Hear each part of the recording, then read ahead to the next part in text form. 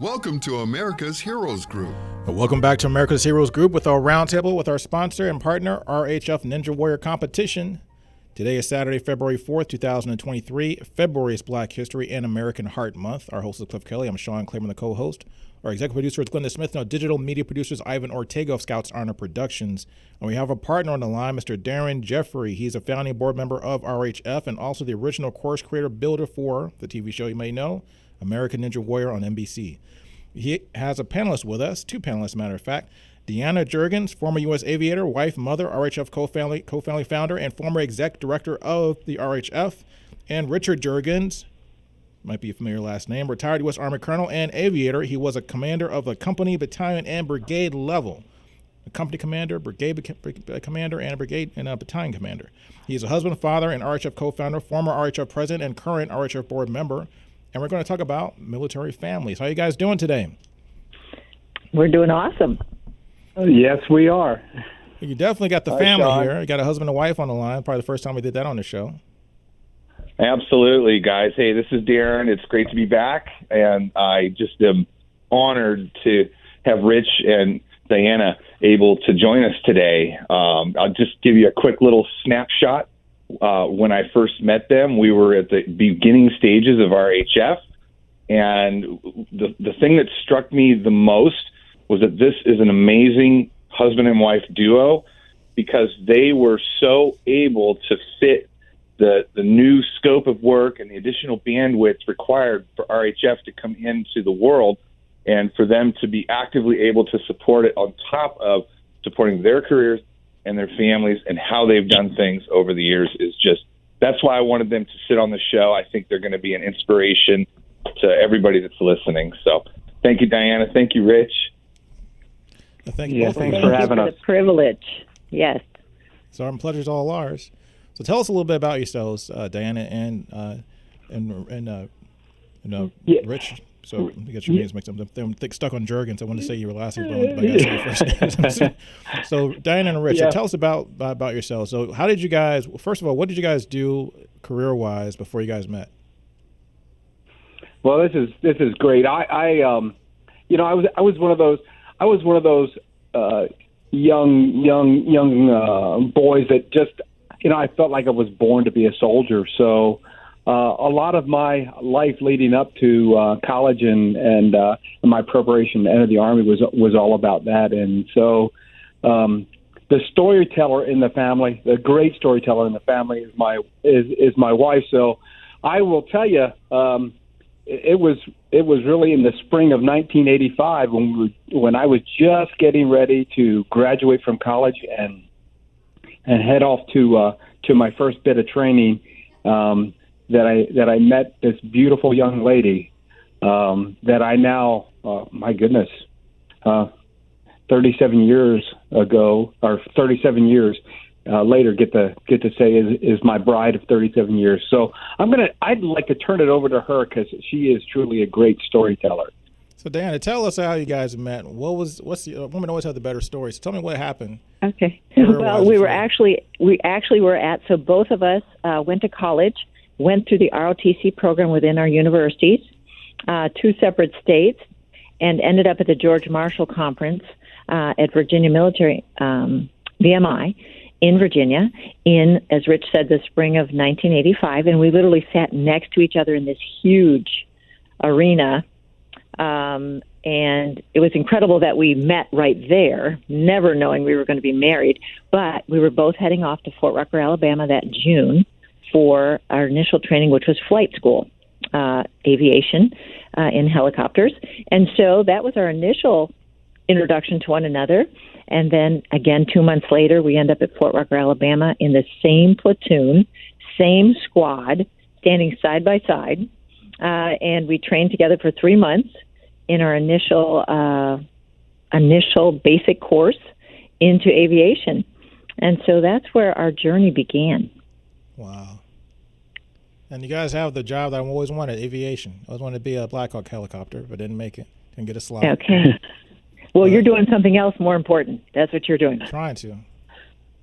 So tell me, what was it like being a female going through flight school, particularly in 1985? Honestly, so good question. I was quite strong-willed in those days. There were 3 women in a class of 63 for me, so that just the numbers tell you the story. And back to the military in that time frame, you did have to work harder and just try to stand out. And, aviation wasn't something I thought as my husband wanting to serve his nation. I did want to serve my nation. Aviation came to me my junior year in college, as Rich too. We both attended an advanced course at that time, they called it, and we were introduced to the different branches of the Army, and he and I both pursued aviation. So, again, it was light for women as far as numbers, but we all were treated equally. We worked hard, and it really was an incredible journey, a great way to start my life. Again, met my husband. We were not obviously married at that time, became good friends with a bunch of other great people who were also pursuing aviation and serving their nation as young second lieutenants. Wow. And what was it like working together? So you're falling for each other, dating perhaps. What was that like? Well, we were in school, so it wasn't, and we were in 2 different classes, so there was no competition there. He went to one class and off, and I was in another after those initial 3 months. So we both were pursuing what we were there to do, serve our nation as Army aviators, and of course we were learning to fly aircraft. So it was a school environment. My husband is very intelligent, so it wasn't as hard for him as it was for me. I worked really hard, but it was an incredible year that we spent at Fort Rucker, Alabama. And our story, again, as we learned, got to know each other better, and I really admired the man that he was, even at that young age. And so quickly in the spring, he would tell you first, though. He liked me first. But anyway, we... whoa, hold on. It's not that I would just tell you that. It was true. It was true, Sean. I knew fairly early on. She just took a little bit longer. I did. I really did, because as I said, I was very strong-willed and hard-headed at that time in my young years. But here's the cool story. We both had dreams of where we wanted to go from flight school. My husband wanted to go to Panama. I wanted to go to Germany. So we put down Fort Lewis, Washington as our second choice. And we just said, okay, if we get that, then we're meant to be together. And we did get that. So there you go. Wow. That's how we started our 37-year journey. Wow. Was at Fort Lewis, Washington in 1986. This will be helpful for a lot of veteran families. A lot of people have met in the military, got married in the military, live on base. Yeah. Or live off post sometimes. But so how did you manage family and work when you first started out? Did you have kids? How did that all work out? And then where are you today? Okay, so we started out in actually the same brigade, but 2 separate battalions at Fort Lewis, which was a good thing. My husband was an attack helicopter pilot, and I was a support helicopter pilot. So that was good and healthy for our marriage, because otherwise, too much competition. So that was our initial 5 years in the military. In fact, that was was 5 years, because our first daughter was born in that season. And it really did take teamwork. Being in the same brigade, often gone to training at separate times, gone just away for separate times. And it really was teamwork. And it really wasn't an easy season, because there was so much on our plate. And of course, when you serve your nation, that mission comes first. And it has to. So the reason I stepped out of the military was because even though initial plan for both Rich and I was to serve for 20 years or beyond retirement, my first daughter changed my priorities.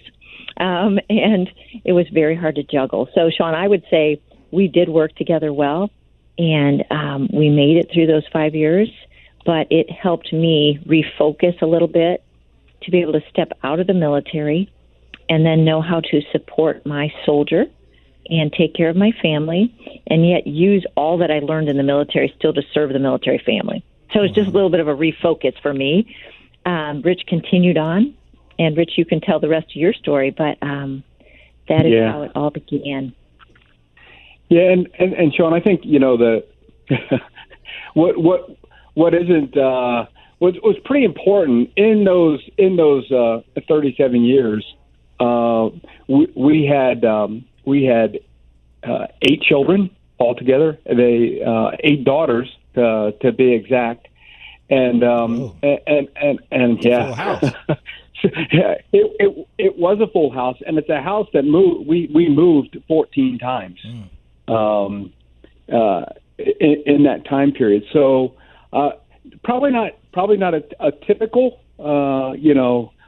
typical family life, but I will tell you it was really a story of a family growing together, and through some really challenging times. When you're all when all your daughters are laying on a pile of bags at SeaTac Airport in Seattle, waiting for a plane that's going to take you on an 18-hour flight to Seoul, Korea, for a 2-year duty station time there. It's we have a picture of it, this big pile of bags and all the girls asleep on top of the bags. And, honestly, I look back on it and I sometimes wonder how we got there, but then, or how we got through it. But, Sean, I will tell you, and it kind of goes back to my initial point, I knew way early on. It took her a little bit longer, but, I am one of those blessed guys that married way up, if you know what I mean. I understand. So can you tell me how do you think it helped me or affected your children to have those experiences? Oh, I would love to jump in on this, Sean, because I was just thinking it. Let me tell you that story he just told. Mm-hmm. It did include our youngest 1-year-old baby girl laying over a duffel bag. Okay, with just a place to sleep. We got on an airplane with over 200 soldiers that were on their way to Korea. So what that did in the hearts of our children. Now, the 1-year-old does not remember that, obviously, but all the other girls remember.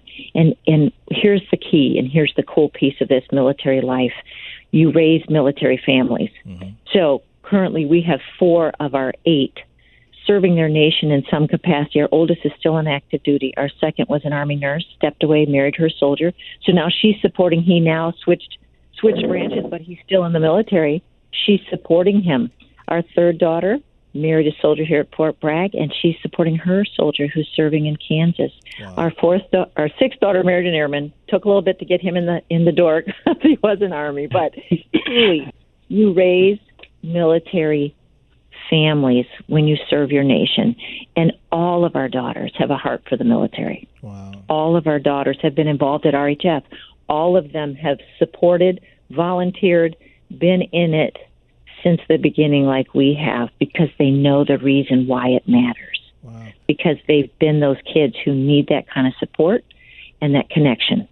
So it makes them better prepared to be also military parents as well. Absolutely. Absolutely. That's the secret. Wow. So how did Darren trick you into becoming part members of RHF? I don't think it was me. And I don't think it was me. I was introduced to them. I think Josh had a big part to play in that. Yes. Yeah. In fact, the founder, the true founder of RHF, Josh Ware, who I think was did an interview a couple weeks back. We've known him for years. Even before he was married, we knew him as a single soldier, and we've been friends with he and his wife Angelina for years. And I was actually with him on the day that he purchased the property that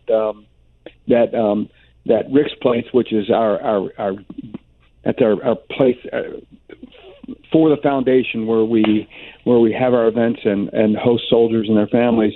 I walked the property with him on the day he purchased it, and he would tell you that some of the vision for the Rick Herrema Foundation came for us and our love for military families and our desire to create a space for families to stay connected and enjoy the outdoors and each other. Josh would say that we Diana and I kind of imparted some of that vision to him, but it's just been neat to kind of see, from that first walk on the property to the first board meeting, and where we we just started pulling RHF together, and then it's about that time we met Darren, and so we all kind of came from a lot of different places to come together, and that's kind of how we met Darren. Wow. And Sean, let me say, Darren's vision for the Ninja Warrior course on our property was initially just incredible, and we were looking at a property that we literally cleared ourselves with the hands of other military families. We called them work days, met together on the property, and it became community. We were meeting the mission before we had anything on the property, and Josh had met Darren. Darren sees the property. He's like, hey, I can hang ropes here. I can put obstacles. I can do what he started going with his vision. And I was there that first Ninja Warrior course working with Darren as then the first executive director, and it was incredible. And it has only grown and grown and grown since then. And we have incredible people, a part of this organization like Darren, who want to thank the military family for what they do every day. So Darren is a dear friend of ours, and it's been our privilege to meet him and come alongside him in his support for what RHF does for the military family here at Fort Bragg, North Carolina. That's really impressive. Now, have you guys done the obstacle course? Yes. I have not. I have been there for every obstacle course. I will not tell you I have gone on the elite course. I have only watched it be built numerous times. I have physically helped tear it down. But I am there cheering them on. I'm there in support. I'm there as a volunteer. And the elite course is over water. Is that correct? Did I get that right? Yes. Oh, yeah. You go all that water. Over water. How deep is the water? It's about 6 feet, 5 or 6 feet deep, isn't it, Darren? Yes. Just deep enough to let you know you didn't make it. Yeah, and for the record, Sean, I found the water very quickly. If you know what I mean. Yeah. I didn't make it very far through the course. I will say, Sean, our Ninja Warrior course is one of our just prime events that we do each year. And again, as I said, I've been there each year, and to watch and to help plan it. I've planned it a couple of years, and to watch Darren's crew come in, start building that course. We round out that team that he brings with volunteers, and they come and they are so excited to be a part, and then to start opening the property to our soldiers and their families. It's just an incredible event. And everyone asks, when's the Ninja course? When's the Ninja course? Because everybody wants to participate. So for the audience, Darren, tell us how can people get information about the Ninja Warrior course at Rick's Place, and also how to get there, all the information you need to know just when they show up, what they should bring. How do they get all the information? Absolutely. So www.rhfnow.org. Get that website pulled up, visit the website, surf around, see what's going on. We have a dedicated page for the Ninja courses. So as the Ninja program comes online for 2023, you'll see our dates, and then eventually, if you sign up to be on our newsletter, you'll start getting newsletters each month, and that will keep you informed as to when registration opens. Now, if you're active duty or retired, you and your family can travel to Fort Bragg, Fayetteville, Fort Bragg, and you can come to Rick's Place and register for free. And we'll give you a time slot. You come out and you can hit the courses. The kids can hit the intermediate courses if they want to run side by side with their parents or other siblings. Great competition piece there. And then for the hardcore ninjas that want to feel what it's really like, the real deal ninja, which has about a 90% failure rate somewhere through the course. But it's the real deal. If you want to feel that course, then you sign up for the elite course. All of it's free. Military families, active duty or retired. So come on out, get signed up, and keep an eye on us, and we'll see you when you get there. So, Diana, what's the future for RHF as you see it? What's we talked about this a little bit on the boat. How do you see the future of RHF? Well, listen, I just want to tag team first quickly about the Ninja Course. The reason the Ninja Course, and it is a future of RHF, it's one of our, again, prime programs, is because, we strengthen military families. This is our mission statement, through fun, quality outdoor activity. And, when you put families together who've been apart for a season, but they come and do something like that together, children forget that dad was just gone or mom was gone for 15 months because now they've made a memory, and quality time together. So the future of RHF is to continue to meet that mission right here at Fort Bragg, the largest military installation in the world.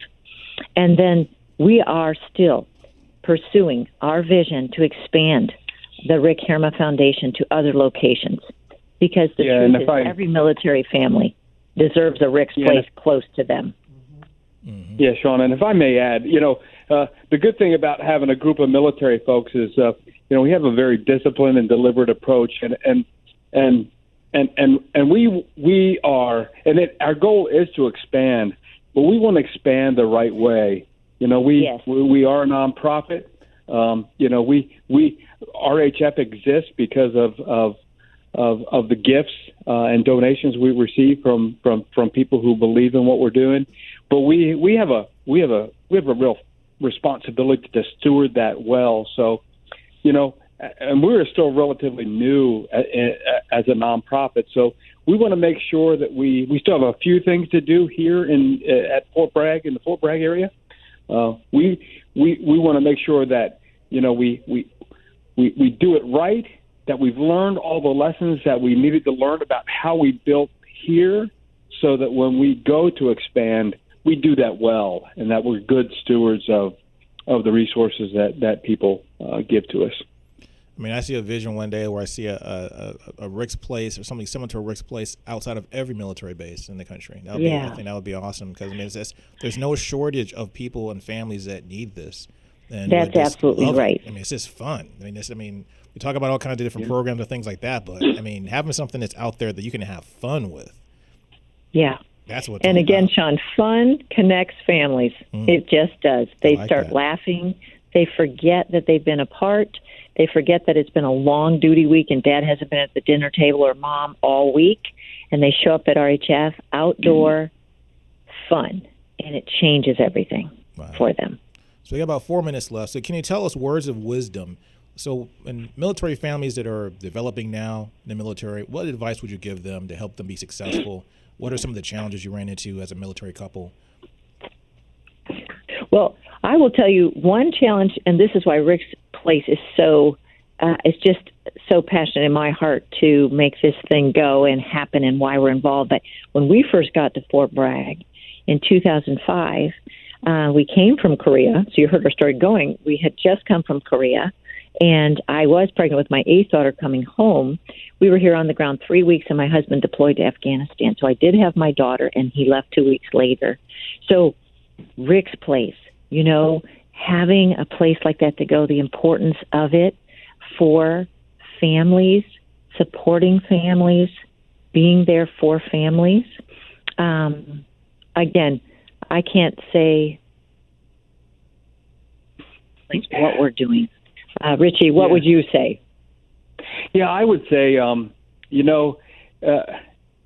I've always felt like being a soldier was a calling. Yes, and it's really a family calling. I mean, I think the families that we see that struggle most is where the soldier has their Army life, and the family has the family life, and the family isn't any way connected to the Army. They don't know what unit their soldier's in. They don't know really what their soldier does. So it's this whole idea, this challenge of, if you decide to kind of, separate your life as a family, it causes real problems. So, not only for us, it wasn't just me that embraced the calling to be a soldier. Our family embraced it. My bride embraced it. Our children embraced it. Because it can get hard, and so embrace the calling. And so good. honestly, yeah. Can I just tag and stay connected? Richie said it. Don't try to separate yourself, staying connected, but not just with exactly where your husband's working, but with any military family. Stay connected. And, perspective is everything. So I, too, agree with what he said. It's a call on the whole family. And my last word of wisdom would be, make every new assignment, every new place you go, home. Because you're there for short periods of time, and sometimes you're allowed to stay a little longer. But making it home, it is what builds that community that you absolutely need to do the lifestyle that God and that you've bbeen called to do. I believe that. And I think the last thing, speaking from the soldier's perspective, there was a time in there where there was about a 12-year stretch where I was gone more than I was home, and when you're deployed, it's like it's 18 hours a day, 7 days a week, and even longer, and that you develop this tempo and this speed in your life, and I think I struggled with this. I will tell you, coming home, slowing down, and reconnecting with the family. I think that soldiers coming home and being intentional about that is really, really important. Darren Jeffrey, thank you for bringing two wonderful guests, Richard Juergens, Diana Juergens. Thank you for your time. Beautiful. Thank you, Thanks, Sean. Thanks, Rich. Thanks, Diana. Love to have you back. Thank you, Sean. This is America's Heroes Group. We'll be right back.